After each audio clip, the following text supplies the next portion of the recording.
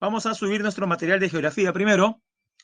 Ahora veremos una temática totalmente distinta a las dos últimas. Recuerda usted que en geografía habíamos trabajado las dos últimas semanas geografía económica.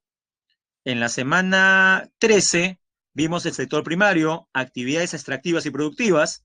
La semana pasada complementamos con el sector secundario, la industria, y el terciario, el comercio y los servicios. Ahora veremos un tema, repito, totalmente distinto. Veremos los datos más importantes sobre la población peruana. Por ello es importante que usted me diga primero cómo se llama la ciencia social que estudia, que se especializa, se concentra en la población humana de un territorio. ¿Cómo se llamará esa disciplina? Correcto, Piero. Muy bien, Luis Ángel. Perfecto, Lorena. Se llama demografía. La demografía, como todos nos hemos dado cuenta, es la ciencia que estudia la población. Pero, ¿qué aspectos veremos sobre la población? Lo que usted puede ver aquí, en la primera diapositiva, la estructura, su dinámica, las migraciones, también hablaremos sobre la organización del campo y la ciudad, y el índice de desarrollo humano. A ver, comienzo la clase hablando del último punto. El famoso IDH, o índice de desarrollo humano, es un indicador, pregunto yo, que solamente toma en cuenta aspectos económicos. A ver, responden en el chat, ¿sí o no? Muy bien, la respuesta categórica es no. Si bien es cierto, el IDH tiene entre sus componentes el PBI per cápita, que es claramente un indicador económico, ¿ya? Lo sustancial, lo positivo de este indicador es que es más integral y no se circunscribe solamente al tema económico, sino abarca también aspectos sociales. Dígame, aparte del PIB per cápita, ¿qué otros dos indicadores toma en cuenta el IDH? Ya, dígame, de los otros dos indicadores, al menos uno. Le ayudo, le doy la definición. Es el número promedio de años que vive una persona o conjunto de personas en un determinado territorio, país. ¿Cómo se le conoce a ese indicador? Y sí, Luis Ángel, tiene que ver con calidad de vida, pero el indicador se llama, como dice Piero, esperanza de vida. ¿Acaso la esperanza de vida es igual en todos los países? ¿Guatemala tendrá la misma esperanza de vida que Canadá? Sin necesidad de googlear, jóvenes. ¿Quién tendrá mayor esperanza de vida? Y por bastante, ¿Canadá o Guatemala? Canadá. ¿Y eso será resultado de qué? De que, por ejemplo, Canadá tiene una mejor economía, un mejor sistema de salud, mejor sistema educativo. En otras palabras, Canadá es un país industrializado y Guatemala no. La esperanza de vida es un indicador social. Otro indicador social, se lo defino, es el número promedio de años que se espera que un adulto pase por la educación básica de su país. No es tasa de alfabetismo, como se ha percatado. Se llama tasa de escolaridad.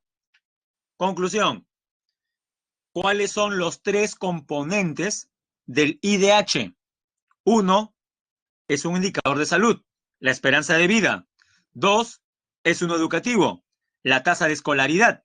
Y tres, es el que mencioné al inicio, es un indicador económico. A ver, se la dejo a usted para que escriba. ¿Cuál sería el tercer indicador que toma en cuenta el IDH? En el Perú es casi $7,000 por persona al año. Gracias, Nicolás. El PBI per cápita. El PBI per cápita. Es el Producto Bruto Interno por persona. Es un promedio. Y es un promedio claramente porque dígame, ¿usted tiene ahora en el bolsillo $7,000?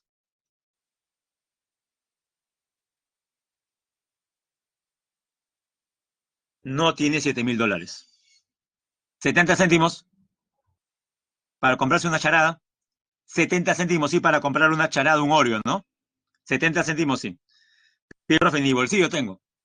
Uy, bueno, para la NIC, para una NIC.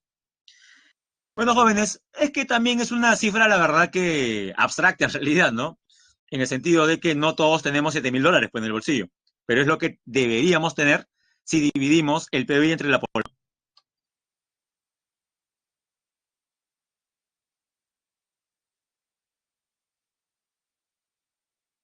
Datos sobre la población peruana. Como usted puede ver por la parte de la izquierda, aparece el nombre de la ciencia social que estudia la población, la demografía. Es más, se menciona una pequeña definición. Es la disciplina que estudia a la población.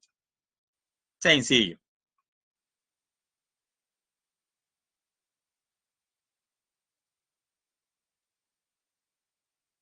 Y la demografía, jóvenes, ¿qué fuentes de información utiliza? Principalmente tres. De estas tres fuentes de información, ¿cuál es la más importante? Claramente, el país se paraliza cada 10 años para su desarrollo. Los censos, la herramienta más importante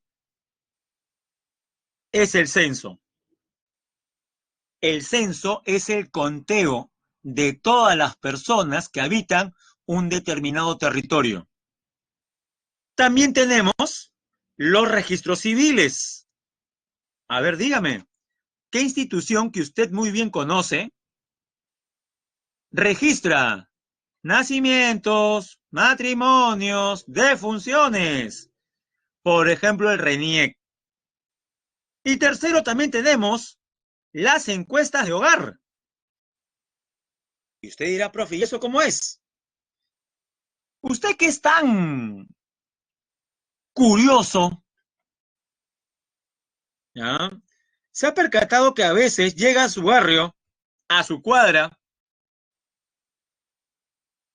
trabajadores del INEI con su chalequito y su photocheck, su mochila dice INEI, su gorro dice INEI. Y usted dirá, profesor, pero yo los vi el 2017 en el último censo. No, fuera del último censo, a veces uno lo ve por diferentes partes de la ciudad, tocando las puertas de algunas viviendas. Imaginemos que están tocando la vivienda que está a solamente 3 casas de la suya. Y usted dice, van a venir por mí. Seguramente dentro de 20 minutos me toca a mí. Y no he barrido la sala. Y usted se entusiasma. Barre la sala, no le alcanza el tiempo, coloca el polvo debajo de la alfombra, ¿ah? Usa su aerosol para eliminar malos olores y espera. Ahora sí, en cualquier momento llega. Pasó 1 hora, pasaron 2 horas y nada. Sale a la calle y ve a los funcionarios ya a 4 cuadras. Jóvenes, lo puentearon. No tocaron la puerta de su vivienda. La pregunta es, ¿le parece eso algo irregular o no? Que hayan encuestado a su vecino, pero no a usted. Si fuera un censo, sí sería irregular. Pero recuerde, ¿de qué estamos hablando? ¿De una qué? El INEI también hace eso para actualizar información. De una encuesta. En las encuestas, pregunto yo, ¿es necesario preguntar a todas las personas? No, salvo que usted sea como aquellos políticos o seguidores de esos políticos que como su candidato está mal en las encuestas, no sube, no repunta, no aparece entre los 5 primeros, ¿Qué le queda?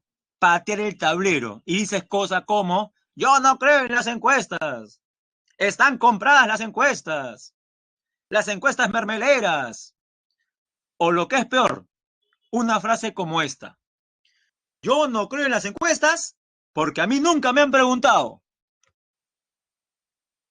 ¿Ha escuchado eso alguna persona?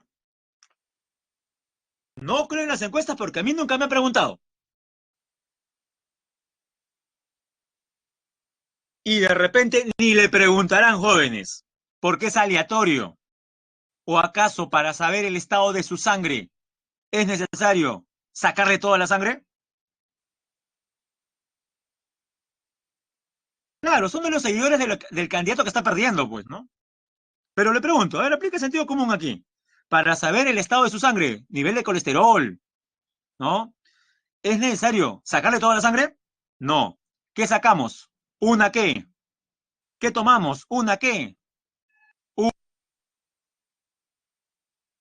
Esa muestra representa la totalidad de la sangre.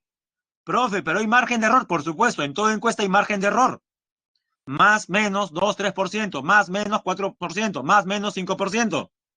Mientras más grande sea la muestra, ¿correcto? Menor será, pues, esa diferencia, ese margen de error. Entonces ya sabe, el INEI también hace encuestas de hogar. ¿Qué analiza la demografía sobre la población? 4 aspectos. Tamaño de la población, ¿cuántos somos? Estructura de la población, ¿cómo se divide esta? A ver, aquí ensayemos algunas cosas. Dígame criterios por los cuales podemos partir a la población en grupos. Yo le digo uno, por sexo. ¿Qué tenemos?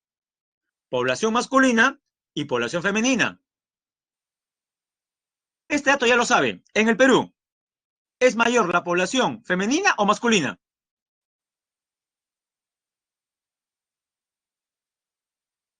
Es mayor la población femenina.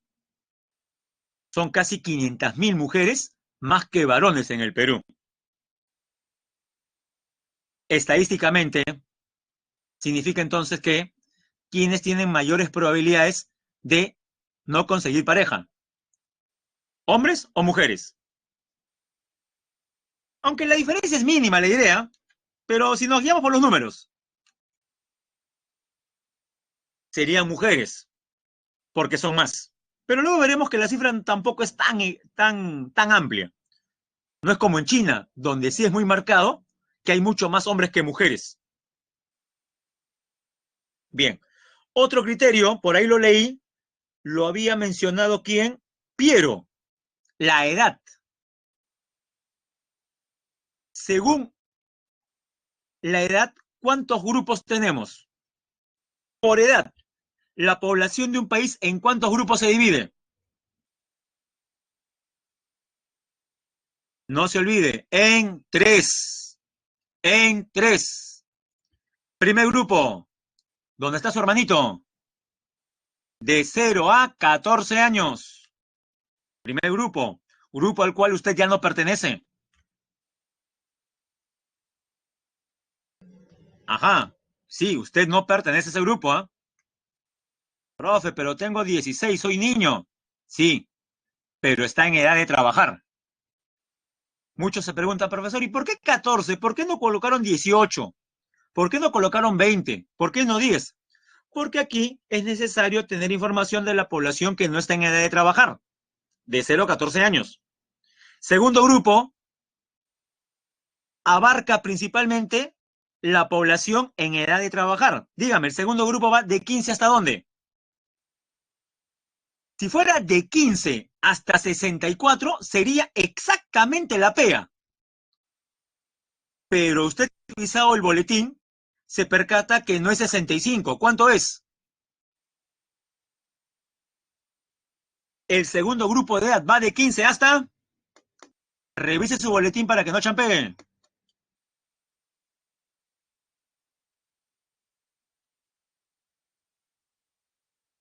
Ya, ¿encontró la cifra? De 15 hasta... Además, recuerde que es el grupo al cual usted pertenece. No veo ninguna respuesta todavía, entonces lo diré yo. De 15 hasta... Hasta 59. Gracias, Luis Ángel. 59. Abarca gran parte de la PEA. Es más, le digo un dato que de repente no le va a gustar.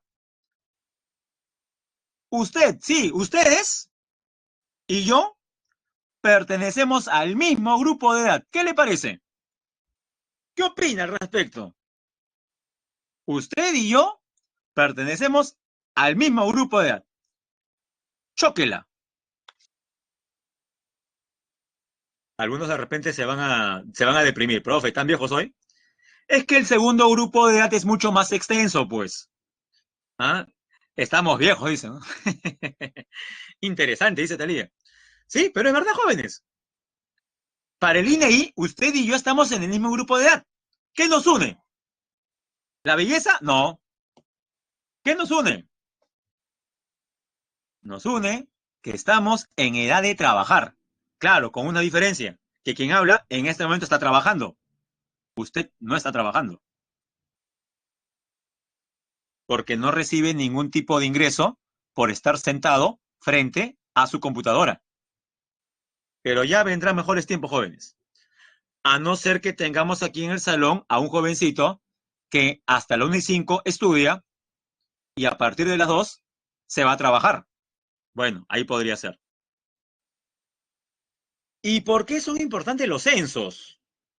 ¿Qué pasa si gran parte de la población, por X razones, miente ante la persona que recaba la información en el censo? Ya, mire lo que puede pasar. Con otro ejemplo. Usted tiene una afección estomacal que pensó que se iba a curar sola en un par de días, como en otras ocasiones. Pero no, jóvenes. A pesar de que se ha automedicado, a pesar que ha tomado descanso, a pesar que ha dejado de trabajar y estudiar para recuperarse, ya lleva casi 2 meses y la cosa está peor. Tanto así que usted va 8 veces, 8 veces al baño por día. Eso no está bien. Entonces decide usted, por fin, ir a consulta médica. Sí, usted jovencito, va a consulta médica y le va a atender una doctora joven y muy buena moza, amable, San Martín encima, ¿m? Y le va a hacer una serie de preguntas. Y una de estas va a ser justamente de lo que le mencioné. Le va a preguntar cuántas veces al baño está yendo por día. Y usted, de vergüenza, le dice 2 veces, cuando en realidad va 8. Pregunto yo, con esa información incorrecta que usted está dando, ¿la doctora podría hacer un buen diagnóstico para su caso? No. ¿Quién será la principal persona perjudicada? Usted, que es el paciente. Y todo por no dar la información correcta. ¿Se da cuenta? De la misma manera, ¿qué pasa cuando un colectivo? Porque claro, alguien dirá, profesor, pero si somos millones en el Perú, que yo mienta, no pasa nada. ¿Qué es 1 en 1 millón, profesor? Es verdad, pero se imagina usted que así, que de la misma manera, no piense uno, que ese uno se multiplique por 20.000, 40.000, 50.000. Pueden ocurrir cosas lamentables. Incluso traslade esa forma de pensamiento a las votaciones. Cuando la gente vota simplemente por molestar, como ocurrió en las últimas elecciones congresales. Como la gente no sabía por quién votar, como broma corrió por redes sociales, oye, vota por tal símbolo, pues. Totales son chéveres, hasta tiburón parecen ya. Oye, sí, no hay que votar por ellos, ¿no? Total, mi voto, no importa nada, es un solo voto. Multiplique eso por el número de personas desadaptadas que piensan lo mismo. ¿Y qué tenemos? Sorpresa en el Congreso. Miren quién logró tal número de curules en el Congreso. Ahí está. A lo que voy, jóvenes, es cuando usted sea censado, y la pregunta es, ¿cuándo será el próximo censo? Recuerde, el penúltimo censo fue el 2007. El último censo, 10 años después, el 17. Por tanto, el siguiente censo debería ser, ¿qué año? El 2027. En octubre, se suele dar, en octubre del 2027. O sea, estamos a 6 años y medio del siguiente censo, jóvenes. De repente, con usted ya como jefe de familia, de acá 6 años y medio. Y usted, digo de repente, no se me moleste, como futuro jefe de familia, usted es el responsable de atender a la persona que va a censar y va a recoger la información. Por tanto, usted tiene que dar información correcta acerca de la vivienda, acerca de su trabajo, en general. Los censos brindan información básica para realizar diagnósticos sociodemográficos e insumos para la toma de decisiones por parte de los políticos. Provee la data, la información que permite identificar a la población beneficiaria de las políticas y programas sociales. ¿Sabe usted de casos de personas que viven en condiciones extremas y no les ha tocado ni un solo bono? ¿Conoce usted alguna familia, persona, familiar que vive en condiciones de casi pobreza extrema y no le da ningún bono? Bueno, ya sabe entonces por qué no le tocó el bono. Seguramente por la información proporcionada en el último censo que no fue la adecuada. O al revés, su vecina, casa de 4 pisos con terraza, 4x4 en el frontis, fachada de mármol, internet de 100 megas, streaming, televisión satelital, y le tocó 2 bonos, y como dice Alejandro, y encima le toca 2 bonos todavía. El mundo al revés, ¿no? Pero usted sabe que lo que estoy diciendo no es falso. Por ejemplo, Andreita nos dice que es el caso de un condominio donde ella, que conoce o ella vive. Se entiende que la gente que vive en un condominio, por teoría, es de clase media, ¿no? Y le tocó un bono. Ya sabe entonces dónde encontramos a la madre del cordero. El origen del mal tiene que ver con el censo y la información que uno da. Todos los censos son convocados por el INEI, el Instituto Nacional de Estadística e Informática. El domingo 22 de octubre del 2017 fue el último censo, el 12º de población, el 7º de vivienda y el 3º de comunidades indígenas. Bien. Ahora sí, jóvenes, ¿qué le parece si aterrizamos a los indicadores demográficos? Primer gran indicador, la población absoluta. Paola nos pregunta, profesor, ¿y si no me llegaron a contar qué pasa? No se preocupe, la población total es el resultado de la población que ha sido censada, o sea, que ha sido encontrada en su vivienda, más la población omitida. Porque recuerde que siempre va a haber pues, personas que por X razones no van a poder ser censadas, pero se puede estimar en base a una proyección que son de tal número. Bueno, ya que menciona Paola, le diré que en un lugar no muy alejado de la ciudad universitaria de San Marcos, ocurrió lo siguiente.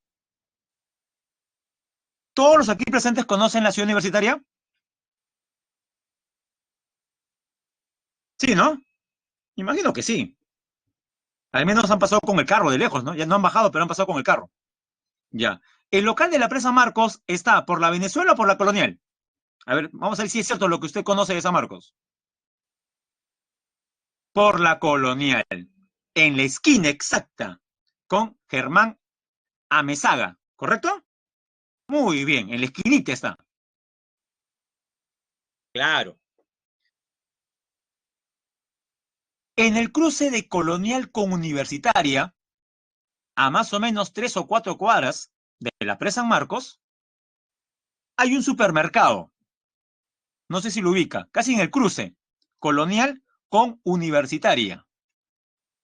Correcto, ya digámoslo, el metro. El metro es en Cencosud. Ya. Al costado del metro hay unas torres de 20 pisos. Muchas torres donde viven miles de familias. Creo que se llama Alto Colonial o Bajo Colonial. Tiene uno de esos nombres. Ese condominio. Muy bien. Se ubicaron, ¿no? Ya. Aquí va el caso que les voy a exponer. La mayor parte, si no todas las familias de ese condominio, no fueron censadas el 2017. Más, tengo una colega de la empresa Marcos que vive ahí. Ella fue la que me comentó. Pero todos estaban esperando desde las 8 de la mañana, religiosamente, que pasen por ahí. Profe, ¿qué pasó? Sucede que los jóvenes encargados de censar en la zona no tenían el plano actualizado y fueron a censar con el plano de 2007. Y sí, pues, en el año 2007 no existía ese condominio. Imagínense, si eso pasa en la capital del Perú, en una zona tan urbana, imagínense cómo serán los casos en zonas rurales de Huancavelica, en las alturas de Amazonas o en la ceja de selva de Huánuco. Y ni qué decir en las Tahuampas de Loreto. Es correcto, Emily. Fue algo desordenado el último censo. Por eso es que incluso algunos hasta amenazaron con hacer denuncias y anular el censo. Finalmente se respetaron los resultados del censo, pero sí hubo muchas irregularidades. No, lo que sí me recuerdo es a mi amiga esperando hasta las 4 de la tarde que vayan a censar. Nunca fueron. Bien, con respecto a la población absoluta,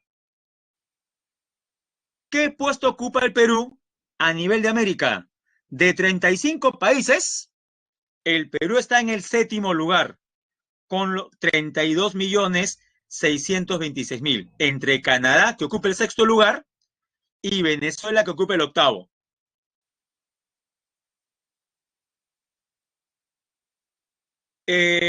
Xiomara menciona, profesor, ¿y por qué no cuentan la cantidad de DNIs que hay registrados?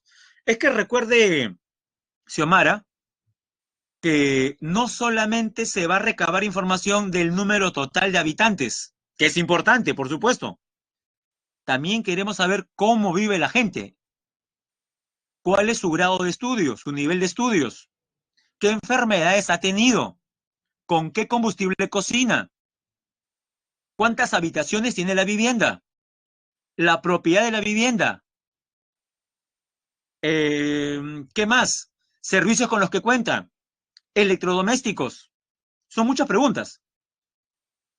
Incluso hasta hay preguntas de corte subjetivo. Hay una pregunta que fue la que causó mayor controversia en el último censo,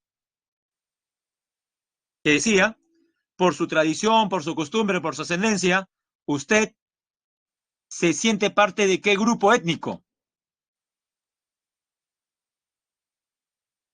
¿A qué grupo étnico usted cree que pertenece? ¿Cómo se siente? Y eso de cómo se siente, repito, es muy, muy relativo, ¿no? Por ejemplo, usted me ve a mí, yo soy cobrizo, padre cusqueño, madre cusqueña. Nací aquí en Lima por error. Digamos que por sangre soy cusqueño. Entonces yo podría decir yo me siento quechua, pero no lo quechua. Otros dirán, profe, entonces usted es mestizo. Bueno, podría ser, pero ¿qué es ser mestizo en el Perú? ¿Y qué pasaría si alguien de mi fisonomía dijese, yo me siento negro? Podría ser válido. ¿Por qué sentirse? ¿No? Esa pregunta era muy extraña, ¿no? Y la mayor parte contestó mestizo, ¿no? Sí, es una pregunta media extraña. Ya cuando ustedes ingresen a la universidad, o si es que ya están leyendo al respecto, tiene que ver con cuestiones posmodernas. Hay una tendencia llamada posmodernismo que relativiza todo. Por ahí va la cosa. Si alguno de ustedes ha leído sobre el posmodernismo, de repente puede entender por qué cada vez hacen más esas preguntas. O por qué, por ejemplo, en tiempos actuales quieren censurar inclusive dibujitos animados del pasado.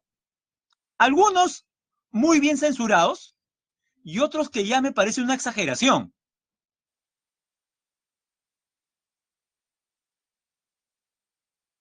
Bien, primer puesto, Estados Unidos con más de 330 millones. Segundo lugar, Brasil con más de 212 millones. Tercer lugar, México, 128 millones. Cuarto, Colombia, 50 millones. Argentina en sexto lugar con 45 millones. Como dije, Canadá ocupa el sexto lugar, Perú el séptimo.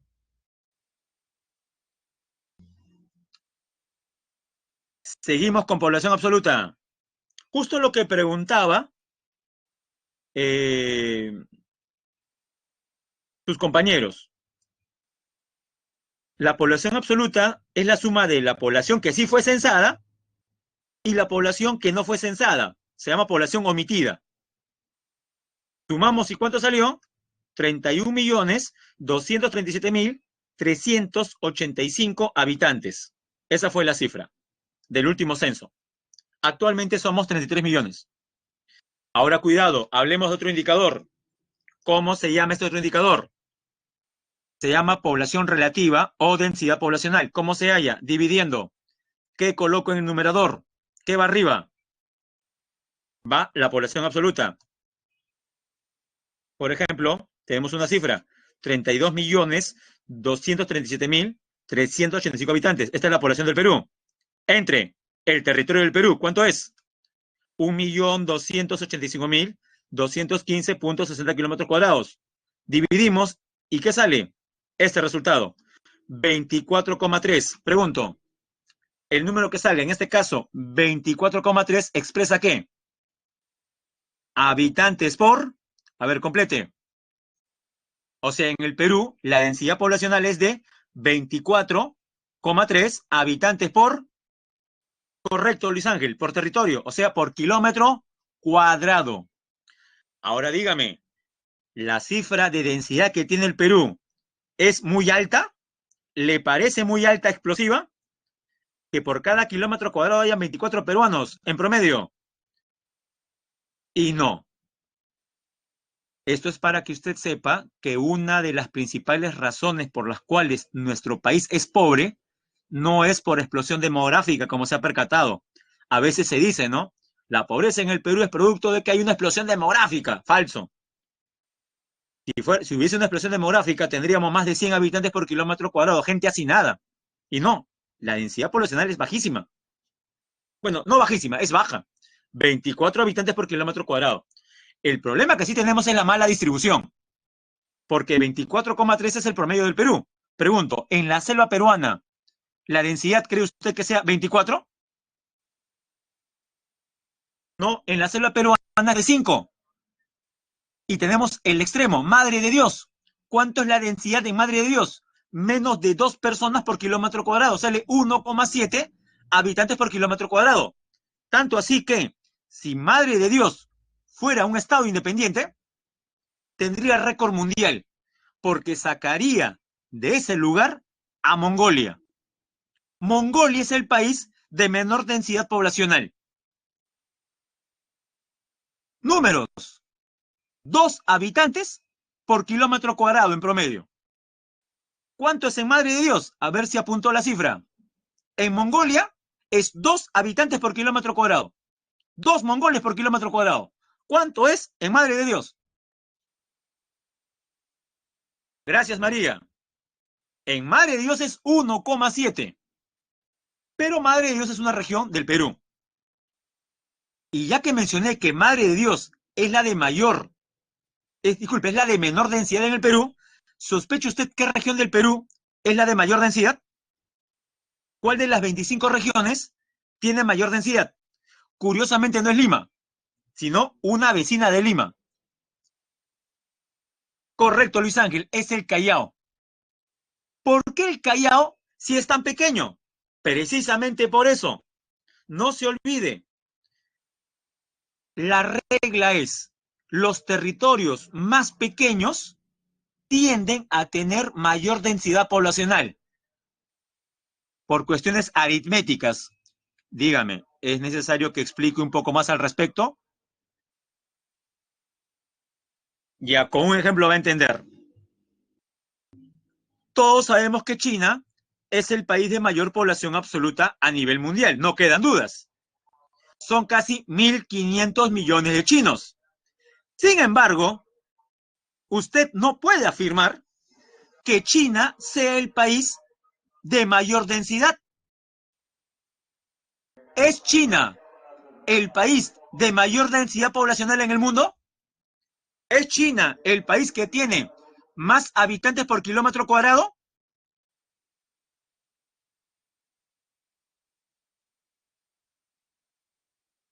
No.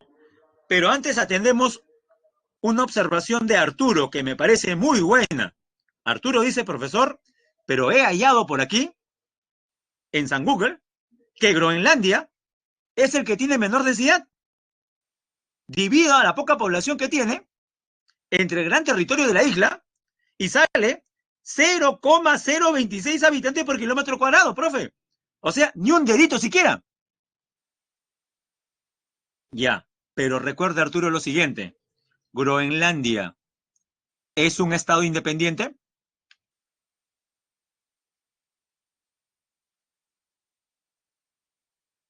¿Es Groenlandia un estado independiente? No lo es. Por eso es que subrayé la idea de país-estado independiente, ¿no? De los estados independientes, que son más o menos 200, Mongolia es el de menor densidad. Ahora, si la pregunta fuese entre países independientes y territorios dependientes, ahí sí tendría razón Arturo. Groenlandia estaría entre los primeros, ¿no? Con esa cifra. Tiene razón. Pero no es un estado. Recuerde que Groenlandia pertenece a Dinamarca. Bien. Pero volvamos a la pregunta sobre China. Entonces, ¿China es el país de mayor densidad poblacional? ¿Sí o no? No. Usted divide la población china entre el territorio que es grande y le sale más o menos 180 chinos por kilómetro cuadrado. Que usted dirá, profesor, pero 180 chinos por kilómetro cuadrado es mucho más que 24 peruanos por kilómetro cuadrado. Sí, si lo compara con el Perú. Pero hay un país europeo donde al dividir sale 18.000 habitantes por kilómetro cuadrado. ¿Escuchó bien? 18.000 por kilómetro cuadrado. Es el país más denso del mundo y lo es porque es un microestado europeo. Es un principado dentro de Francia. Comienza con M y no es Malta. ¿Cómo se llama este principado? Es el de mayor densidad a nivel mundial. Escríbalo, por favor. Gracias, María. Correcto, Rodrigo. Mónaco. No se le olvide entonces, Mónaco es el país más denso del mundo. ¿Por qué? Le doy dos opciones. Uno, porque tiene mucha población absoluta o porque es muy pequeño. ¿Por qué Mónaco ocupa el primer puesto en densidad poblacional a nivel mundial? Porque es un microestado, porque es muy pequeño. ¿Qué tan pequeño? Mónaco mide, a ver, jóvenes, ni 2 kilómetros cuadrados. Mónaco no llega ni a 2 kilómetros cuadrados. O sea, su distrito es más grande que Mónaco. Con eso ya le dije todo. Su distrito es más grande que Mónaco, jóvenes. ¿Puede creerlo? Pero, profe, yo vivo en Breña. Ya hasta Breña más que Mónaco.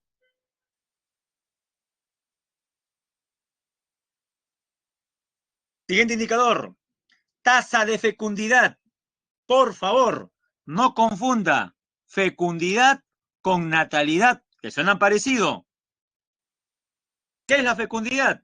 Es el número promedio de hijos por mujer en edad fértil, o sea, entre 15 a 49 años.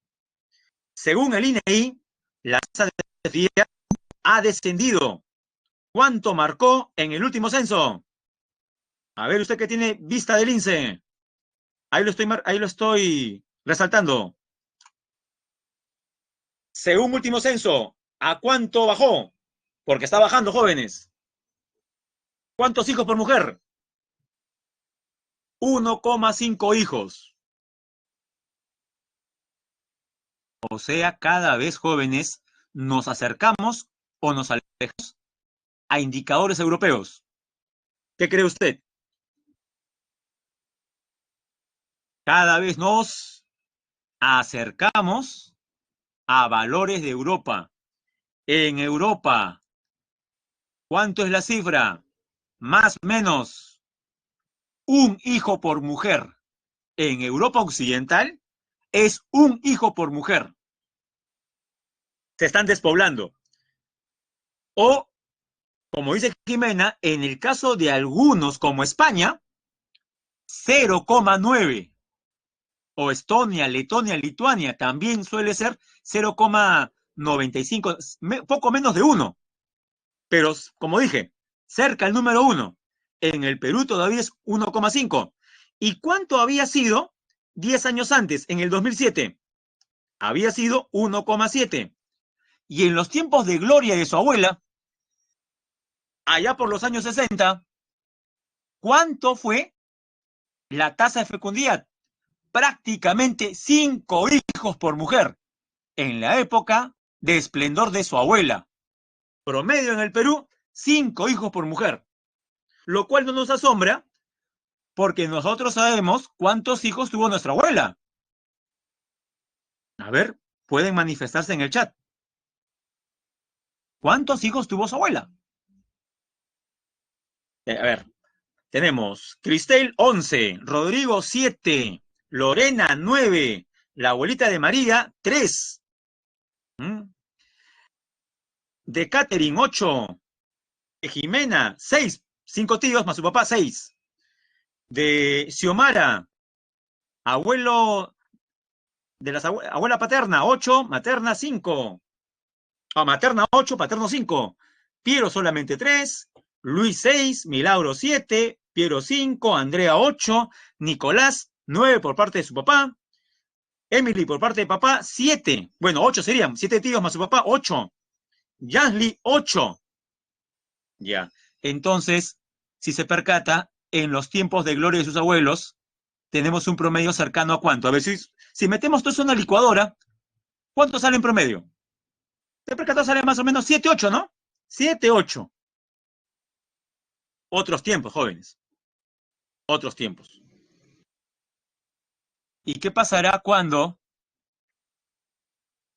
se le pregunte a sus nietos cuántos hijos tuvo su abuelo? O sea, usted, en una clase del futuro en la Presa Marcos, allá por el año 2065. Sí, jóvenes. San Marcos, ciclo 2065-2. Y se supone que usted ya ingresó, ¿no? Se supone que ya ingresó. Esperemos, ya. Con todos vacunados, ya.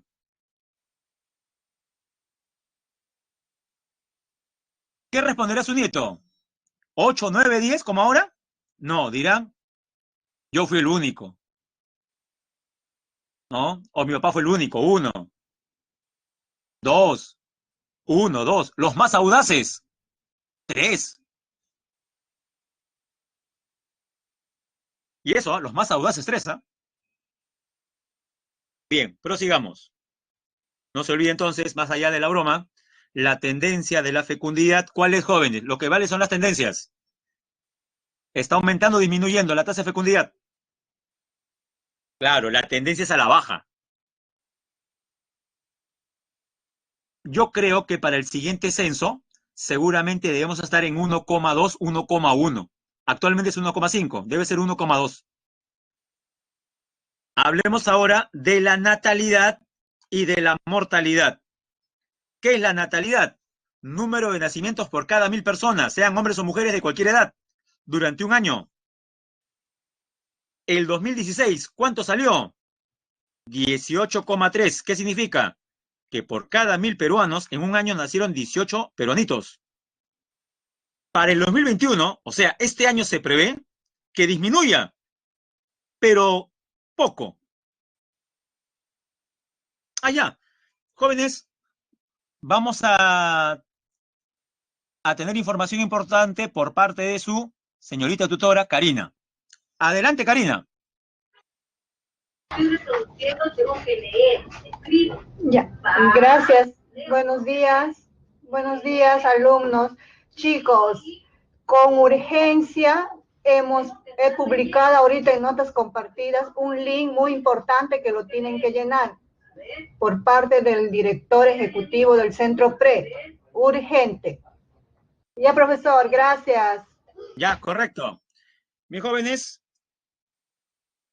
¿qué ha pasado con la natalidad? También está disminuyendo. El 2016, o sea, hace 5 años, fue 18,3. Este año se proyecta que será 18,1. La mortalidad es el número de defunciones por cada 1.000 peruanos en un año. ¿Cuánto fue en el periodo 1961-1972? Fue 12,9.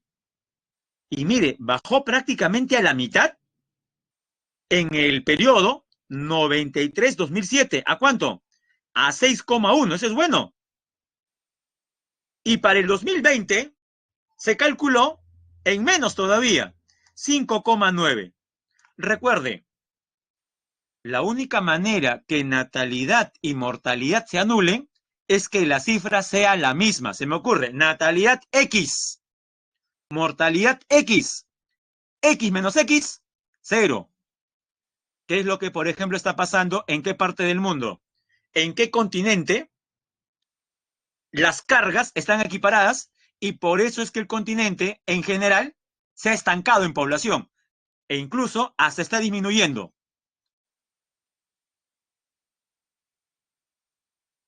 En Asia dicen Jimena, María y Talía. Ya, pero recuerden, señoritas, que Asia es muy grande. Yo me imagino cuando ustedes dicen Asia están pensando en Corea del Sur. Yo me imagino que ustedes están pensando en Taiwán, en Hong Kong, en las zonas ricas de China. ¿Y por qué no en Japón, en Singapur? Pero les pregunto a Jimena, María y Talía, ¿esos 5 lugares que he mencionado son siquiera la cuarta parte de la población de Asia? No. India, Tailandia, Vietnam. Entonces, rebobinemos. ¿De qué continente sí estoy hablando? En general, como bloque. Europa, especialmente Europa Occidental y Central, la Europa Vieja, Italia, Alemania, Francia, Países Bajos, Bélgica, Reino Unido, Irlanda, España, Mónaco, Austria, etcétera. El crecimiento prácticamente cero. En el Perú, la natalidad es mucho mayor que la mortalidad, o sea, seguimos creciendo. Esperanza de vida es la media de la cantidad de años. Vamos de frente al grano. ¿Cuánto arrojó el censo 2017? Dígame la cifra, lo estoy resaltando. En promedio, ¿hasta qué edad llegamos los peruanos? En promedio, 75. Pero el 2017 fue hace 4 años. ¿Cuánto es ahora? Aquí está la cifra, jóvenes, en el esquema. La esperanza de vida para los peruanos en el año 2020 fue de, lo marco con rojo para que se pueda ver mejor, ¿ya? Sí, subió, jóvenes. Siempre está subiendo. Aunque no lo crea, siempre estamos subiendo, estamos mejor. No parece, ¿no? 76,9.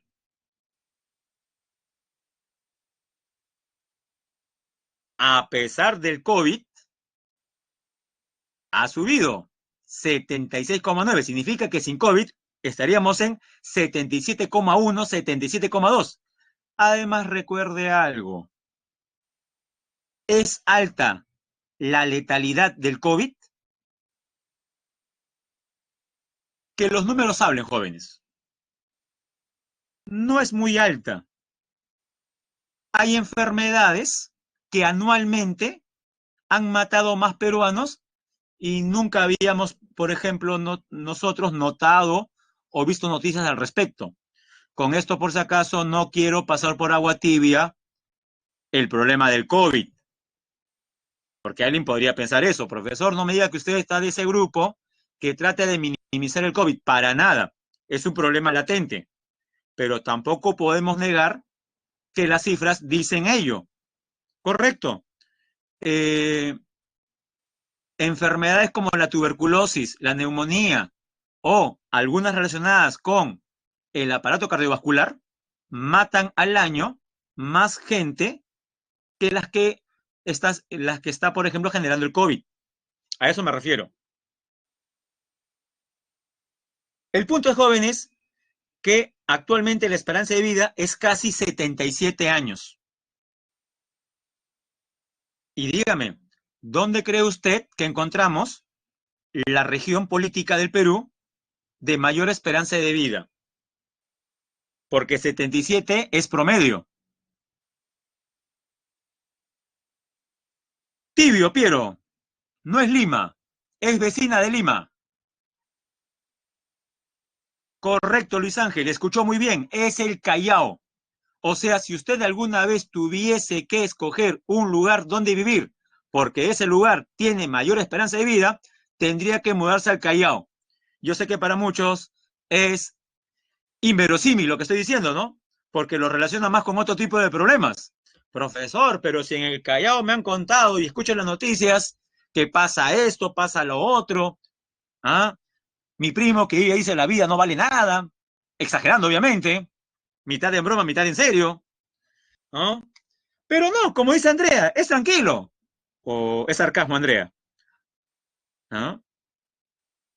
Y por último, más allá de los problemas de inseguridad que tiene el Callao, recuerde que hay un asesino más letal que la delincuencia y es silencioso y se llama pobreza extrema, que es mayor en departamentos como Apurímac, Huancavelica, Ayacucho, la Sierra Sur, Puno también. ¿Dónde encontramos, jóvenes, la menor esperanza de vida en el Perú? ¿En la costa, en la sierra o en la selva? La menor esperanza de vida en el Perú corresponden a zonas rurales de la Sierra Sur.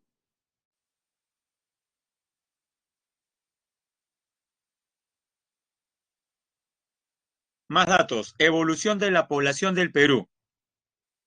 Veamos. Según el censo del año 40, ¿cuánto arrojó? 7 millones. En el 81, ¿cuánto arrojó? 17 millones. En el 2007, 28 millones. Y en el último censo, 31 millones 237 mil 385 habitantes. O sea, entre el penúltimo y el último censo, aumentó poco más de 3 millones de peruanos, ¿no? En términos reales. En términos reales. Bien, jóvenes, pasamos a la siguiente diapositiva y es para comparar la costa, la sierra y la selva. De celeste, la costa, dígame, mire las barras de celeste.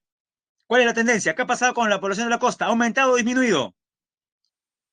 A lo largo de las últimas décadas, la población de la costa ha aumentado o ha disminuido. Ha aumentado.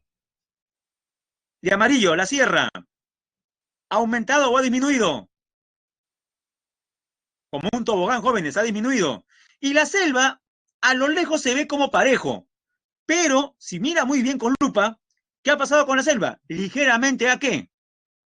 Ha subido. La gran pregunta es, y con esto nos vamos a receso, ¿qué explica el descenso de la sierra y el aumento vertiginoso de la costa y aumento lento de la selva? Lo veremos después del receso. ¿Cómo se llama ese fenómeno? Correcto, Piero. Muy bien, Nicolás, Yansly, María. Las migraciones internas. Pausamos la grabación. Bien, entonces Resumiendo, los constantes cambios en el porcentaje de población de la costa, la sierra y la selva, en el caso de la costa, un aumento vertiginoso, en el caso de la sierra, lo inverso, un descenso, y en la selva, un gradual y progresivo aumento, el resultado de las migraciones, de las cuales hablaremos después, los desplazamientos, principalmente de la sierra hacia la costa y en menor grado hacia la selva. Con respecto a la dinámica de la población peruana, tenemos que entre las regiones, la más poblada, entre los departamentos, el más poblado es Lima, con más de 9 millones, seguido de Piura, tercero La Libertad y cuarto Arequipa. No se olvide ese orden. Primero Lima, segundo Piura, tercero La Libertad, cuarto Arequipa. Con respecto a Lima, el departamento de Lima, como usted puede ver ahí, tiene 9.485.000, o sea, casi 9 millones y medio. Solamente la provincia de Lima, la capital del Perú, con sus 43 distritos, tiene 8 millones y medio. El restante casi millón se encuentra en las provincias externas a Lima, como Barranca, Huaral, Huarochirí, Cañete, Yauyos. Todas estas suman 910.000.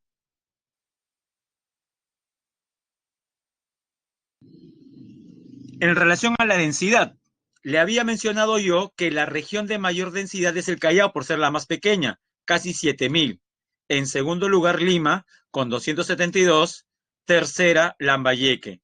Y las regiones de menor densidad las podemos ver aquí en el cuadro de verde, la segunda parte. Por el contrario, los departamentos de Madre de Dios, Loreto, Ucayali son los que tienen menor densidad. De nuevo, escriba la cifra. En el caso de Madre de Dios, ¿cuánto es? Menos de 2. ¿Cuánto? 1,7. La Cel es la que tiene menor densidad. 1,7, Loreto cerca, 2,4, Ucayali 4,9. Recuerde que la densidad se halla dividiendo la población absoluta entre el territorio. El resultado será habitantes por kilómetro cuadrado. En el Perú sale 24,3 habitantes por kilómetro cuadrado, como promedio. Según área de residencia, ciudad, campo, campo, ciudad. Tenemos de celeste la población urbana, de verde la rural. La urbana en el censo del 2007 llegó a 72,5 y la rural el restante 27,5. 10 años después, la población urbana incrementó algunos puntos. ¿Cuánto? 79,3 versus la población rural de 20,7. Podemos proyectar entonces que para el censo 2027, la población urbana, de hecho, ¿qué va a ser? Más de 80%. ¿Cuánto? 82, 83 versus 17 del campo. Dígame, que haya menos población viviendo en el campo, ¿repercutirá en el precio de los alimentos?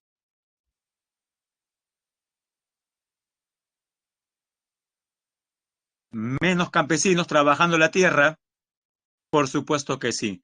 Prepárese para un futuro no muy lejano de alimentos del campo por las nubes.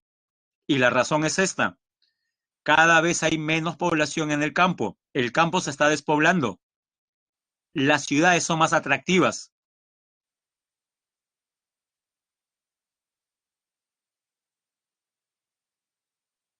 Sobre los grupos de edad, tenemos el azul corresponde a la población de 0 a 14, a la cual usted ya no pertenece ya. Emily pregunta con respecto a lo mencionado, pero profesor, ¿no habría entonces más espacio para cultivar? Bueno, si lo vemos de esa manera, tiene razón Emily. Si hay menos gente y el territorio es el mismo, habría más espacio para cada persona que cultiva. Sí, pero recordemos ¿Por qué la mayor parte de la gente del campo migra? Por los malos servicios que encuentran justamente en el área rural. No hay posta médica. En muchas zonas hasta ahora no llega la electrificación. Entonces el nivel de vida es mucho peor. Es ahí el problema.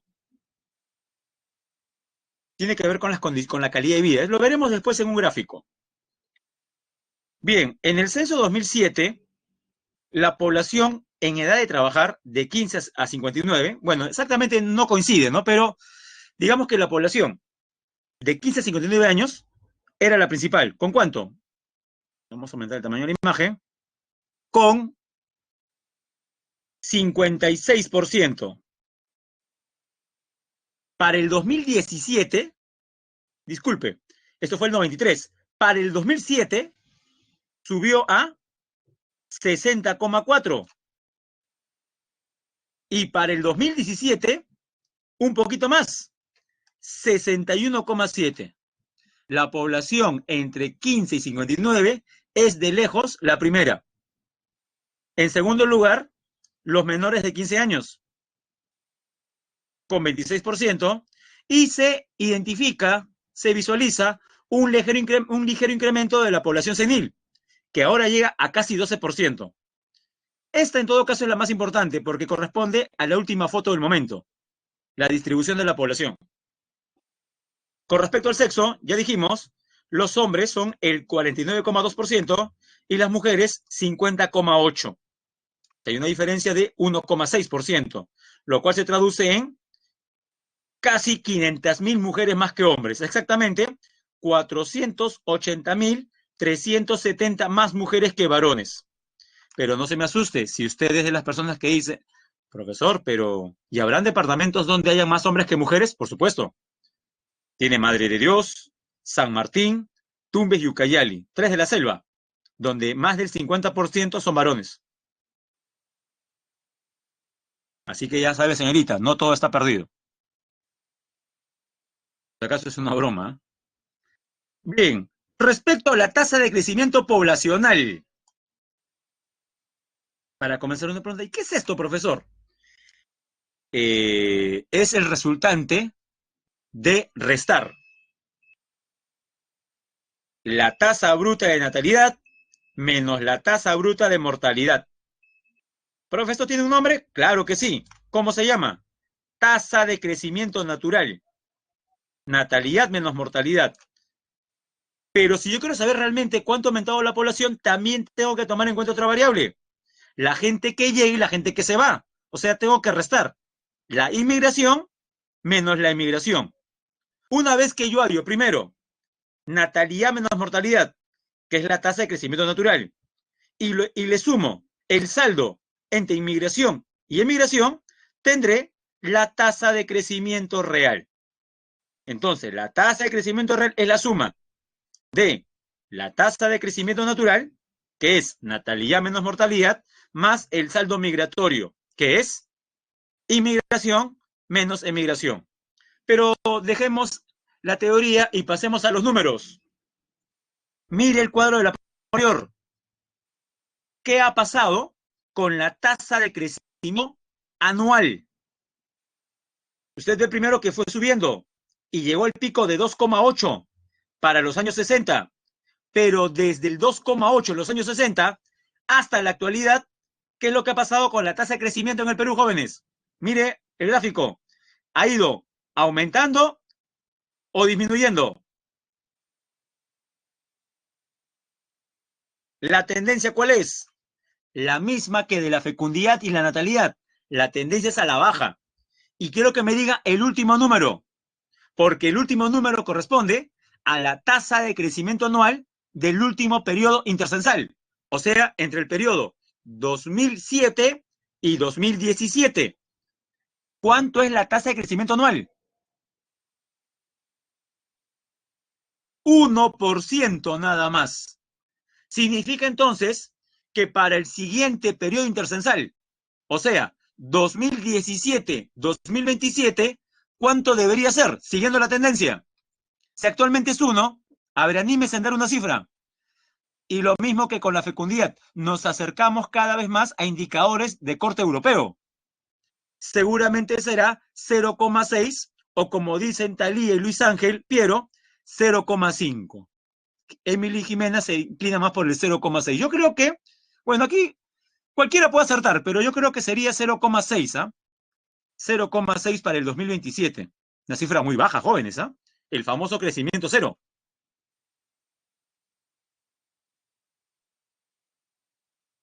Por fin, las migraciones.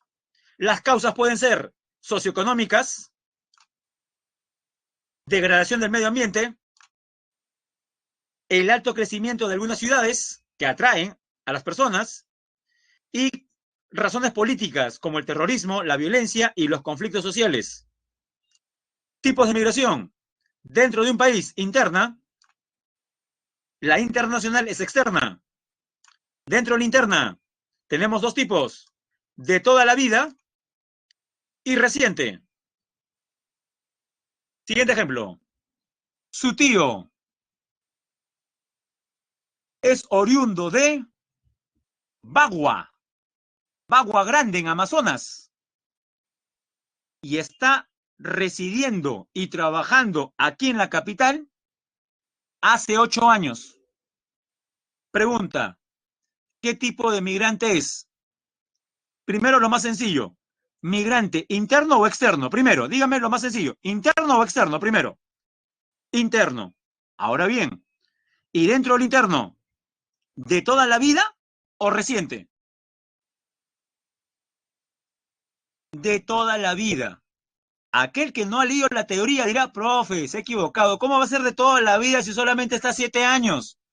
Es que el Instituto Nacional de Estadística e Informática toma como referencia qué año para separar un tipo de migración de otro.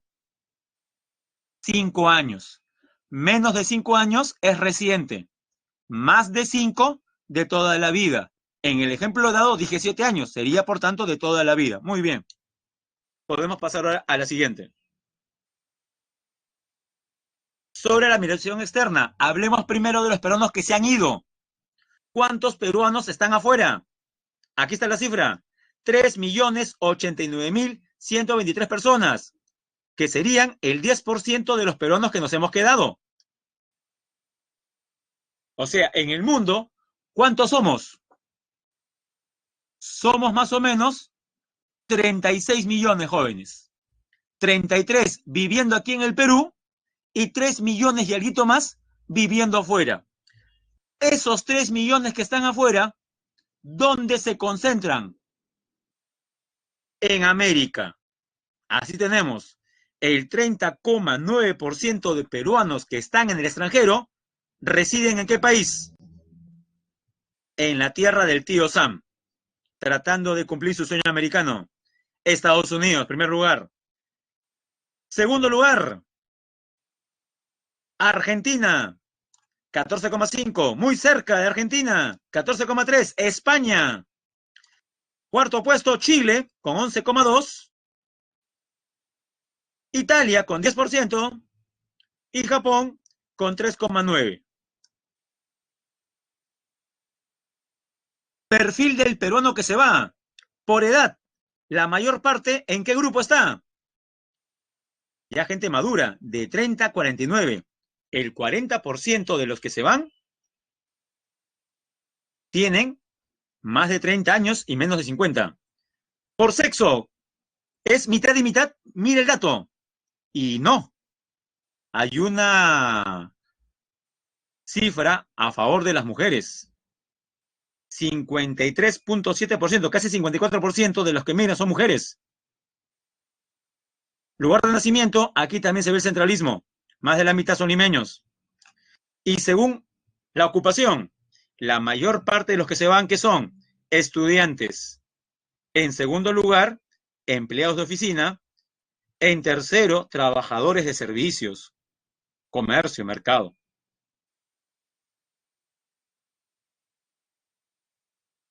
Y este dato no le sorprende. ¿Cuál es la nacionalidad de la mayor parte de extranjeros en el Perú? Es venezolana. Pero en números, ¿cuántos?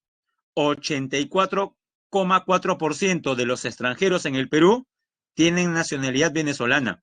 Vale decir, de 100 extranjeros en el Perú, 85 son venezolanos. 3,4 son colombianos. Colombia está en el segundo lugar. Luego vienen los españoles, con 1,3. Estados Unidos, Ecuador y Argentina con 1%. Y menos de 1, Chile, Brasil y China. Y la comparación. Centro poblado urbano, centro poblado rural. El INEI usa la siguiente referencia, el número 100. El centro poblado urbano tiene como mínimo 100 viviendas agrupadas contiguamente, como en la foto. ¿Y existe algún caso donde un centro poblado tenga menos de 100 viviendas y sea considerado urbano? Sí. Por excepción, las capitales de distrito, así no tengan 100 viviendas contiguas, por teoría también son urbanas. ¿Y cuándo estamos ante un centro poblado rural? Cuando tengan menos de 100 viviendas agrupadas contiguamente o que tengan más de 100, pero dispersas, como en la foto. Hay más espacio. Aquellos que han visitado a algún familiar en el campo saben que la vida es totalmente distinta, ¿no? Hasta para ir al baño. Es toda una odisea. Y aquí lo pueden ratificar los jóvenes que hayan ido al campo alguna vez y hayan estado por lo menos una semana de visita. ¿Qué instituciones son responsables de la organización tanto del espacio urbano como rural? Tenemos dentro de los ministerios el Ministerio de Vivienda, Construcción y Saneamiento. Funciones: facilitar el acceso de la población a una vivienda digna, brindar servicios de saneamiento de calidad y sostenibles, promover el desarrollo inmobiliario. Para eso se cuenta, por ejemplo, con algunos programas tipo Techo Propio, Nuevo Crédito a mi Vivienda. También es labor importante la que realizan, por ejemplo, las municipalidades. Por ejemplo, las municipalidades cuya ley orgánica y ley de bases de la descentralización les confiere competencias relativas a la planificación y promoción del desarrollo urbano y rural. O sea, por ley les corresponde también. También les corresponde la organización del espacio físico, uso del suelo, el acondicionamiento territorial, o sea, que se pueda vivir. La renovación urbana, infraestructura urbana rural básica, la vialidad y el patrimonio histórico, cultural y paisajístico, así como algunas de ellas son compartidas con los gobiernos regionales. Y por suerte ya habíamos hablado al inicio del IDH. Sobre el IDH, ¿qué institución de Naciones Unidas es la responsable de su creación? Ahí la escribo. ¿Qué significan las siglas PNUD, jóvenes?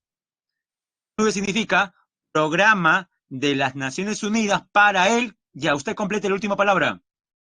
Es el programa de las Naciones Unidas para el desarrollo. ¿Qué desarrollo? Humano, o sea, integral, completo. Un desarrollo que involucre solamente la cuestión económica, no, también cuestiones sociales como salud y educación. Tenemos a la derecha, el IDH mide el progreso conseguido por un país en 3 dimensiones. Primera dimensión, esperanza de vida al nacer, que tiene que ver con salud. Segunda dimensión, la educativa, logro educativo, tasa de escolaridad. Y la tercera, el PBI per cápita por persona.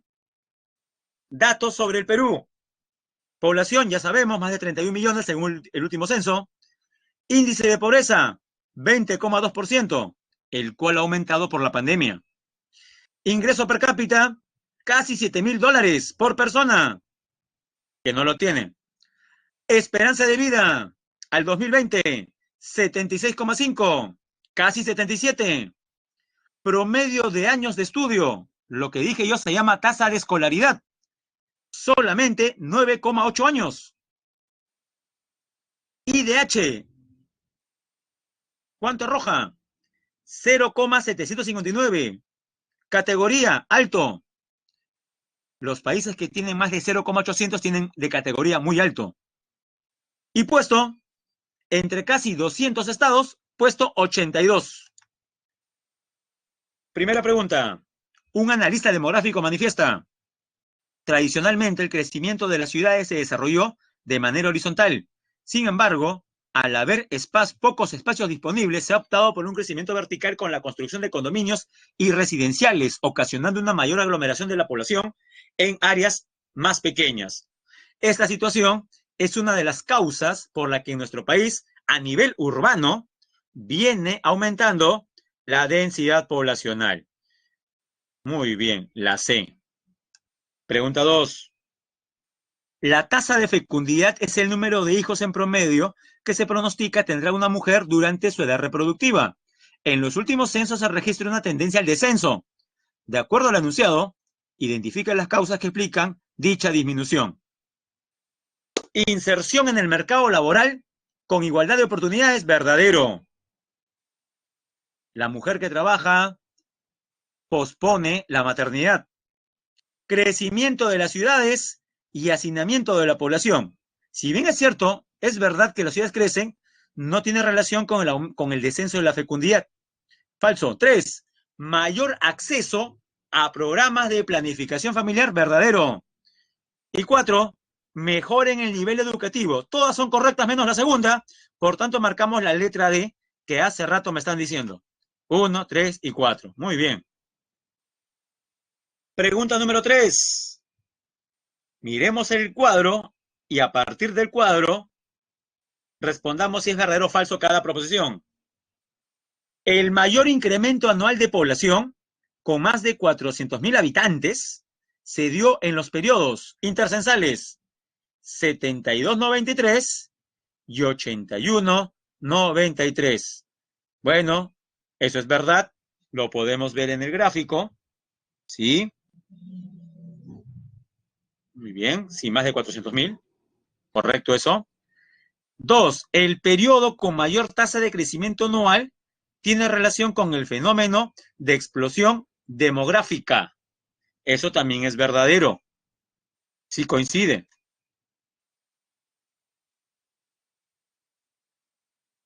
Claro, sí tuvimos explosión demográfica en los años 60. ¿Y por qué? Recuerde, la época de su abuelito y su abuelita. 3. La tendencia de los últimos 60 años muestra un aumento de la tasa de crecimiento promedio anual. ¿Eso es verdadero o falso, jóvenes? Lo último que he mencionado. ¿La tasa de crecimiento promedio anual está aumentando? Está disminuyendo. Inclusive actualmente es 1%.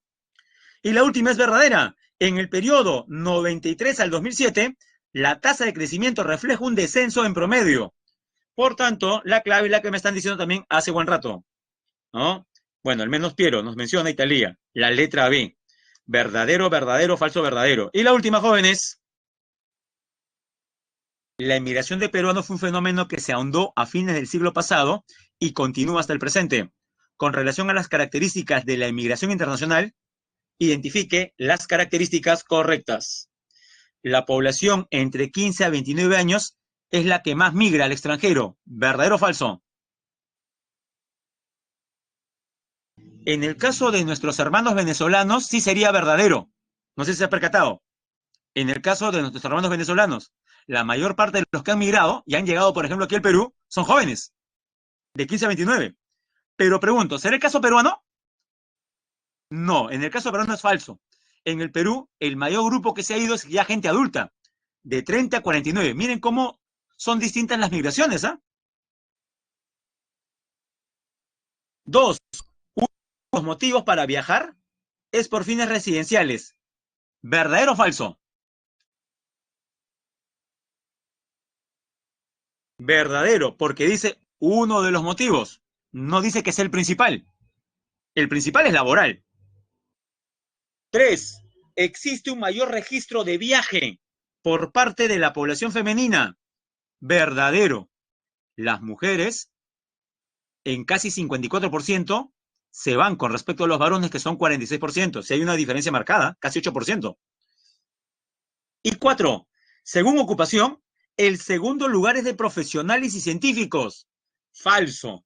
Los profesionales y científicos están, creo que, en el cuarto o quinto lugar. El primer lugar son los estudiantes Y en segundo lugar están los empleados de oficina. La última es falsa. Por tanto, la clave sería la A. Solamente 2 y 3. La primera y la 4 son falsas, 2 y 3 verdaderas.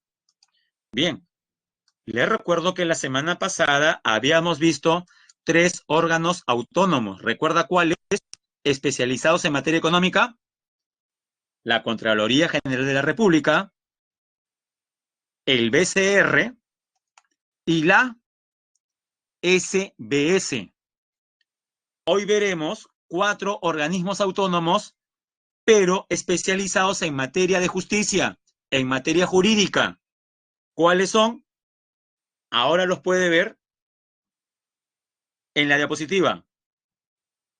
¿A cuál de los 4? A ver, hagamos preguntas a manera de charadas, ¿le parece? Como un juego. A ver, rapidísimo. Así como les preguntaron ayer a los postulantes a la presidencia. ¿Cuál de estos 4 ministerios jóvenes? A ver, no comiencen con el bullying a cierto candidato que se equivocó bastante, ¿ah? Pero bueno, ya. Estaba nervioso seguramente.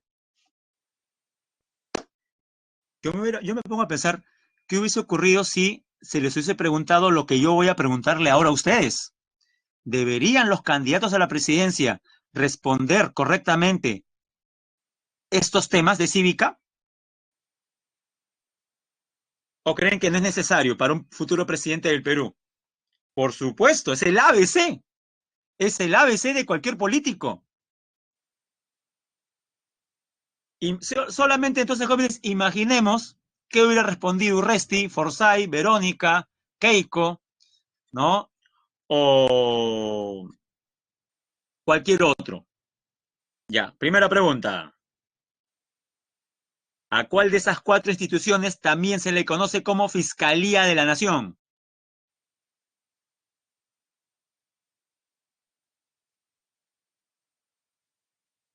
Correcto, Luis Ángel. Rápido y correcto. El Ministerio Público. Segunda pregunta sobre órganos autónomos en materia jurídica. ¿Quiénes son los supremos intérpretes de la Constitución?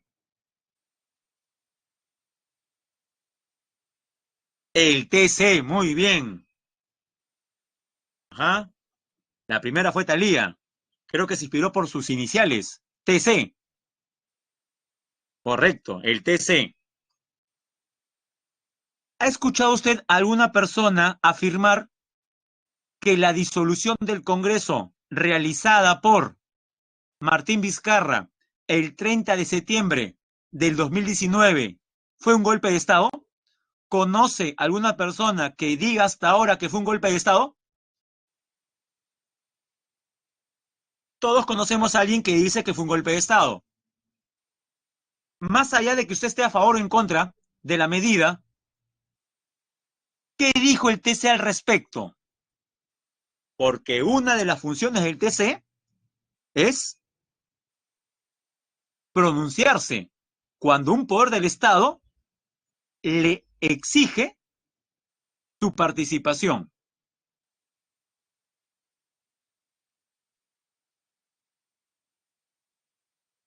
Finalmente el TC sí dio una resolución en febrero del 2020, a pocas semanas de entrar al confinamiento, dijo que lo ocurrido el 3 de septiembre fue legal.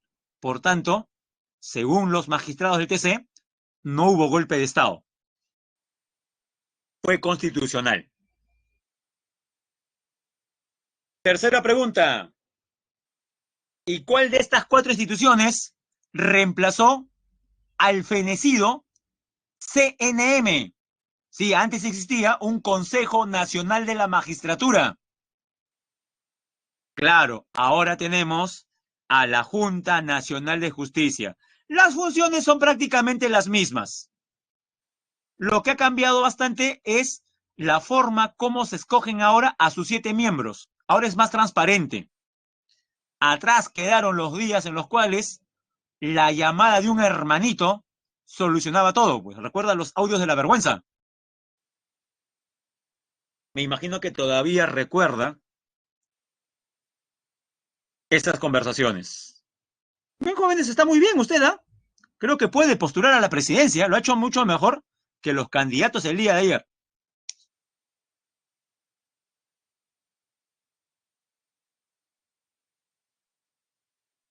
Comencemos hablando del Ministerio Público, Fiscalía de la Nación, órgano autónomo del Estado peruano que se encuentra integrado al proceso de administración de justicia. Sí, jóvenes, cuando hablamos del sistema de justicia, hay que mencionar al Ministerio Público, también al Poder Judicial, a la Policía Nacional del Perú e incluso al INPE.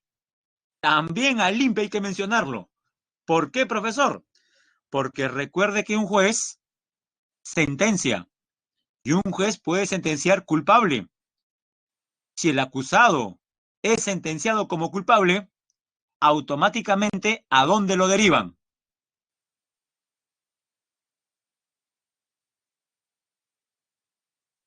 A un penal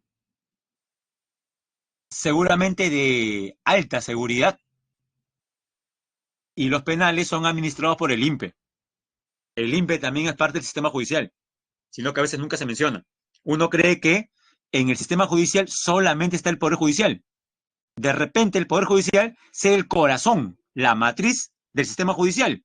Pero también, como podemos leer, tiene que ver con este sistema el Ministerio Público. Lo preside el fiscal de la Nación. Y a diferencia del Contralor, a diferencia del jefe de la SBS, a diferencia del director del BCR, no lo nombra algún poder del Estado, sino el origen del fiscal de la Nación es el mismo Ministerio Público. ¿Quién nombra al fiscal de la Nación? La Junta de Fiscales Supremos, que pertenece al mismo Ministerio Público.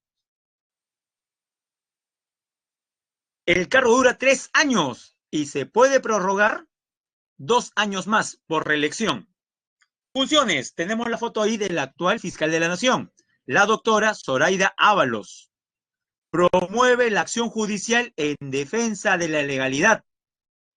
Vela por la independencia de los órganos jurisdiccionales, o sea, las diferentes cortes y juzgados del Poder Judicial, y la recta administración de justicia.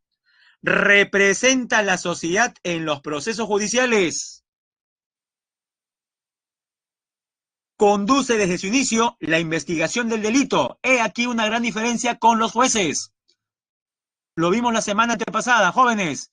¿Los jueces investigan el delito? No. Quien investiga es el fiscal. Pero no siempre la investigación del fiscal llega a buen puerto. Imagine que usted es un fiscal que ha gastado un mes de trabajo investigando un caso de asesinatos, pero lastimosamente nunca encontró el testimonio, la prueba contundente para incriminar al principal sospechoso. Claro, a usted le tinca que es culpable, pero sabe que en un juicio perdería. Entonces, ante falta de pruebas contundentes, en una investigación, finalmente, ¿qué hace el fiscal? ¿Archiva o denuncia?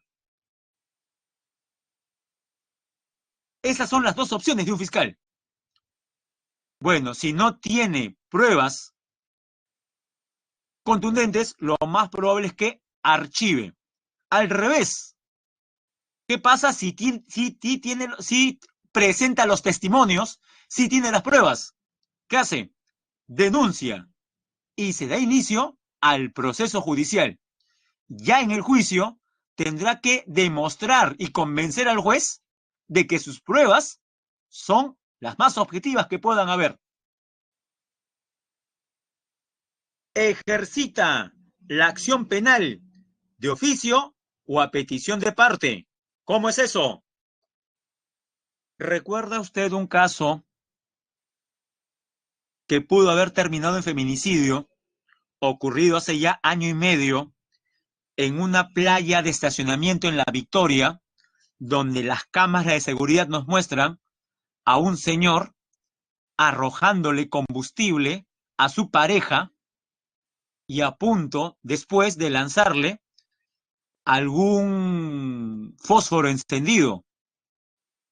Gracias a la intervención del jovencito que limpiaba los carros, la señora se salvó. Es más, casi también es víctima justamente del fuego el joven. Bueno, ya le expliqué el caso real. Ocurrió hace poco más de un año. ¿Lo recuerda? Creo que la mayoría sí. He sido lo más descriptivo que puedo ser, jóvenes. Muy bien, ya todos recordamos el caso. Dicho sea de paso, recordar al joven que salvó a esa señora, porque en los meses de pandemia falleció por COVID. No sé si sabía la noticia. Sí, pues a veces a la gente buena le pasan cosas malas, ¿no? Pero regresando a la situación de hace más de un año, cuando se convirtió en un héroe, este jovencito. Sucede que la señora no quiso hacer la denuncia respectiva, ni a nivel de la comisaría y mucho menos ante el Ministerio Público. Mi pregunta ¿es necesaria la denuncia ante la Fiscalía para que el sujeto sea denunciado y llevado a proceso judicial? Jimena dice que sí. Le diré, Jimena, antes era así. Necesariamente tenía que la persona agraviada denunciar. No denunciaba, no había ningún tipo de proceso judicial. Por suerte, desde hace buen tiempo ya no es así. ¿Por qué? Y vuelvo a leer. ¿Qué dice nuestra teoría? Ejercita la acción penal. ¿Qué dice al costado? Ahí lo he resaltado, jóvenes. Correcto, de oficio, o sea, por cuenta propia. Dígame usted si eso no es una buena noticia en la búsqueda de justicia. Me parece que sí. Ah, pregunta Luis Ángel, profesor, ¿el fiscal puede tomar cualquier caso? Muy buena pregunta. Lo que pasa es que para el tema jóvenes no podemos nosotros mencionar mayores características de la fiscalía, pero dada su muy buena pregunta, me voy a explayar algunos segundos más, aunque esto no le van a preguntar en el examen. Jóvenes, entre la Fiscalía, el Ministerio Público y el Poder Judicial existe el denominado efecto espejo. Profe, ¿qué es eso? Significa que la estructura jerárquica, organizativa del Ministerio Público es un copiar y pegar de la jerarquía que vimos en el Poder Judicial. ¿Recuerda nuestra pirámide judicial? Corte Suprema, ¿lo recuerda? Muy bien, ya, lo mismo se replica en el Ministerio Público. Por ejemplo, ¿qué tenemos? En vez de Corte Suprema, ¿qué tenemos en la Fiscalía? Lo que vimos hace un momento, la Junta de Fiscales Supremos, que escoge el fiscal de la Nación. También tenemos fiscales a nivel departamental, tipo distrito judicial, fiscales a nivel provincial y fiscales a nivel distrital. Igualito. Entonces, en ese caso, Luis Ángel, corresponde al nivel de la fiscalía de la jurisdicción donde ha ocurrido dicho evento. Si así hay un orden. En otras palabras, Luis Ángel, cualquier fiscal no puede tomar cualquier caso, ¿no? Correcto. Y lo último, emitir dictamen previo a las resoluciones judiciales. Claro, el fiscal ya hizo su chamba en el proceso judicial y solamente estamos ante la espera de que el juez dé una resolución o sentencia. ¿Qué pasa si el fiscal sospecha que se están moviendo fichas extrañas previas a la sentencia?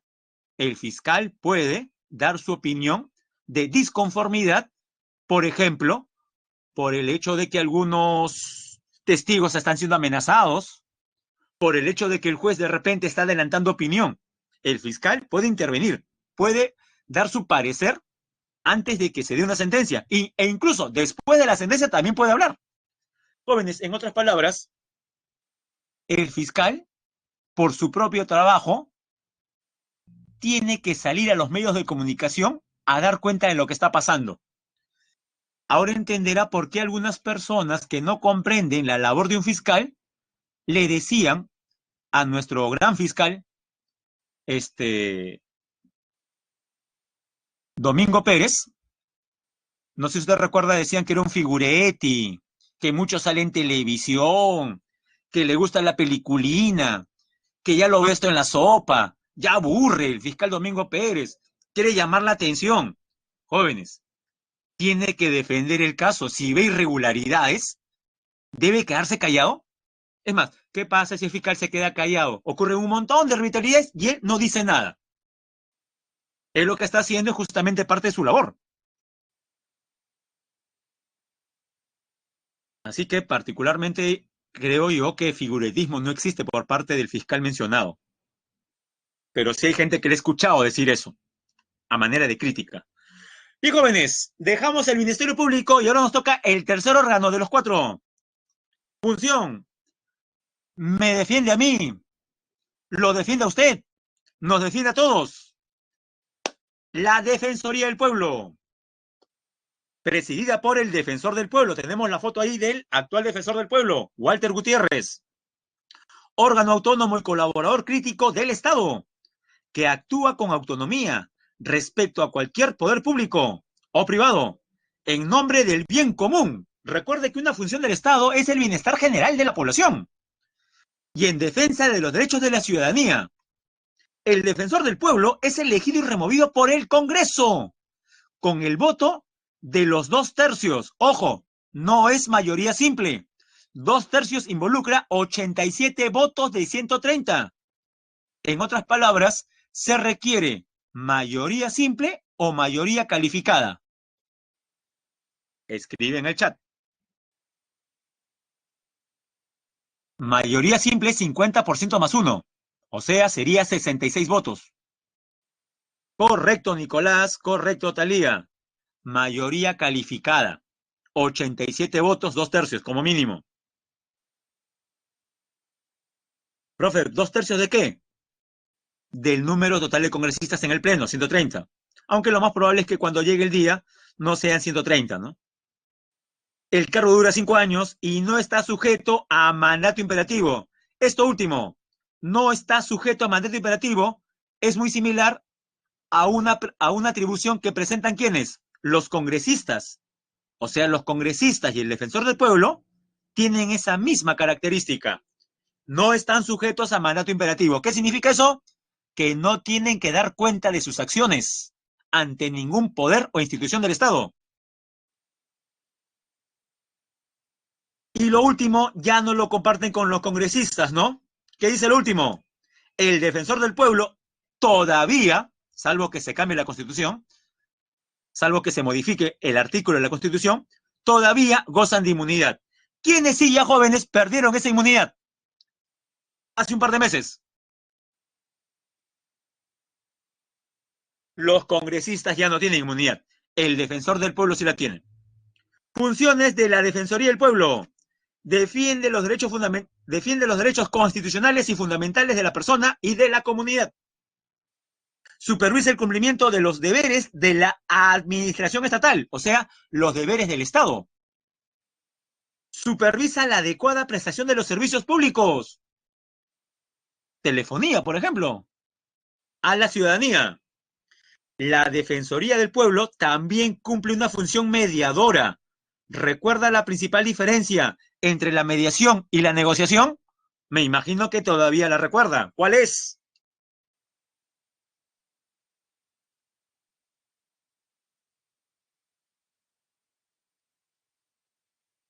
Correcto, Luis Ángel. Que en la mediación interviene un tercero. En este caso, ¿quién sería el tercero? La Defensoría del Pueblo. Muchas veces también media en conflictos sociales.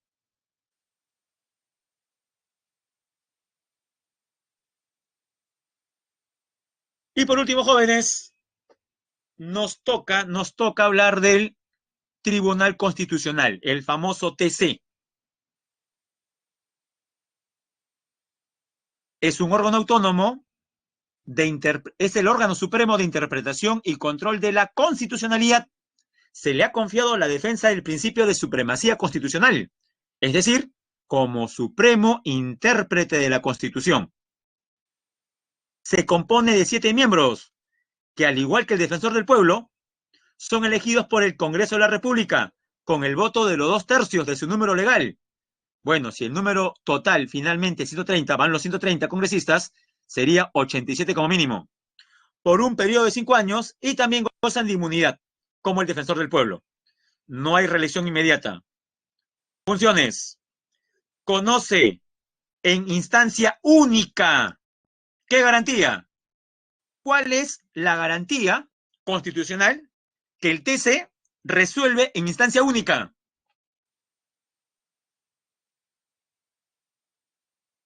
La acción de inconstitucionalidad, no se olvide. Pero también puede resolver el TC 4 garantías. ¿Cuáles? Habeas corpus, acción de amparo, habeas data y acción de cumplimiento. ¿Cómo? Veamos la teoría. Conoce en última y definitiva instancia las resoluciones, y esta palabra es clave, jóvenes. ¿Qué dice? ¿Resoluciones qué? Resoluciones denegatorias. ¿Qué significa eso? Que han sido denegadas, rechazadas, rebotadas. ¿Por qué poder del Estado? ¿Cuál es el poder del Estado que resuelve en primera instancia estas garantías? El PJ, el Poder Judicial. O sea, si usted presenta una acción de amparo ante el PJ y el PJ lo deniega, no todo está perdido. Podría usted, por ejemplo, acudir ¿a quién? Al Tribunal Constitucional. Ejemplo, el caso de la señora Keiko Fujimori y su acción de habeas corpus. El PJ, ¿qué le dijo la señora Keiko Fujimori y su habeas corpus? ¿Va o no va? ¿Procede o no procede? ¿Se admite o no se admite? ¿Cuál fue la respuesta del Poder Judicial? Negativa, nones. O como dice Nicolás también, bueno, vale, criolamente también. No va. Bueno, ¿qué hizo la defensa de la señora Keiko Fujimori? Acudió al TC. Y en el TC sí encontró una resolución satisfactoria. Por eso es que la señora está fuera de prisión. Conoce los conflictos de competencia. ¿Recuerda usted el nombre del presidente del Congreso que fue disuelto? ¿Cómo lo va a olvidar? Pedro Olaechea, ¿recuerda? Ya. Una vez que el señor Martín Vizcarra disolvió el Congreso de la República, presidido por Pedro Olaechea, obviamente, pues, Pedro Olaechea y los 129 congresistas disueltos, bueno, la mayoría de ellos, le pidieron al Tribunal Constitucional que se pronuncie al respecto. Ya, a eso se refiere. El tribunal conoce los conflictos de su competencia o de atribuciones asignadas por la Constitución. Bueno, al final fueron por LAN y salieron trasquilados porque el TC le dio la razón a Martín Vizcarra y dijo que el cierre del Congreso fue constitucional. Bueno, seguramente Olaechea tenía esperanza de que el TC diga o interprete que fue un golpe de Estado. Ah, me había adelantado. La Defensoría era la segunda institución, el TC la tercera, y ahora sí, la JNJ, la Junta Nacional de Justicia, se encarga de la selección y el nombramiento de los jueces y fiscales. Los miembros de la Junta Nacional de Justicia gozan de los mismos beneficios y derechos que los jueces supremos. La Junta Nacional de Justicia está conformada por 7 miembros titulares, que los puede ver ahí, seleccionados mediante concurso público de méritos, por un periodo de 5 años. No hay reelección. El concurso público está a cargo de una comisión especial, que es presidida por el defensor del pueblo. Funciones. Bueno, como se ha percatado, son prácticamente las mismas del CNM. ¿Cuáles son? Nombrar, previo concurso público de méritos y evaluación personal, a los jueces y fiscales de todos los niveles. Ratificar a los jueces y fiscales de todos los niveles cada 7 años. Nombrar, ratificar. Aplicar sanción de destitución a los jueces de la Corte Suprema y fiscales supremos, y de oficio o a solicitud de la Corte Suprema o de la Junta de Fiscales Supremos, también a los jueces y fiscales de todas las instancias, o sea, sancionar. Mire, van 3, nombrar, ratificar, sancionar.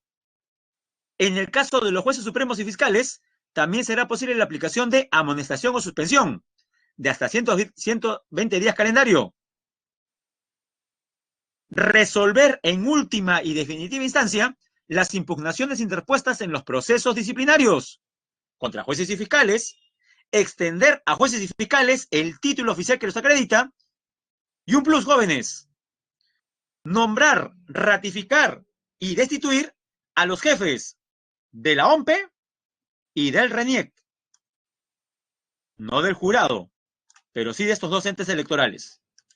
Bien, jóvenes, nos quedan 3 minutos y vamos con las claves. Pregunta número 1.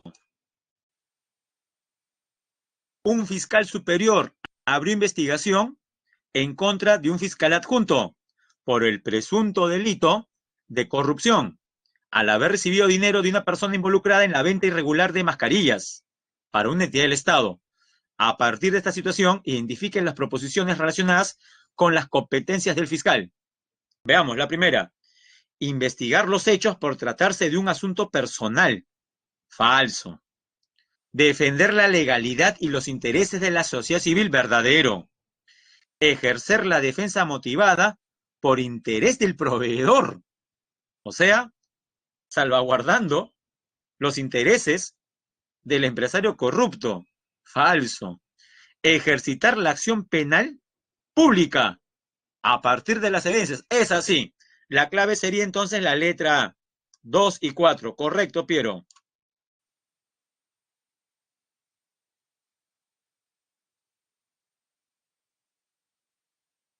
Dos. ¿En qué casos interviene la Defensoría? Veamos cada caso.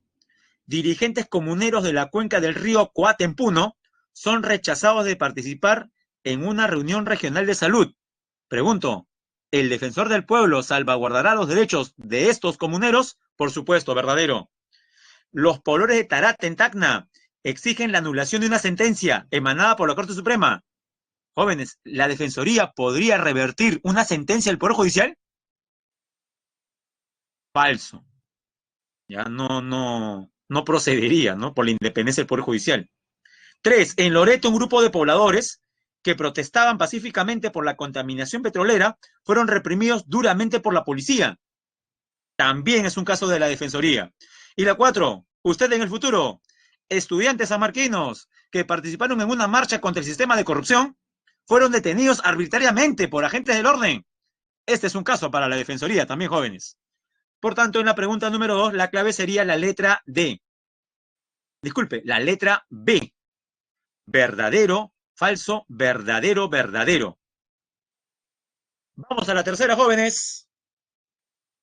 Un sindicato de trabajadores denunció a esta entidad estatal e interpuso un recurso de amparo ante el Poder Judicial por obligarlos a laborar en días feriados.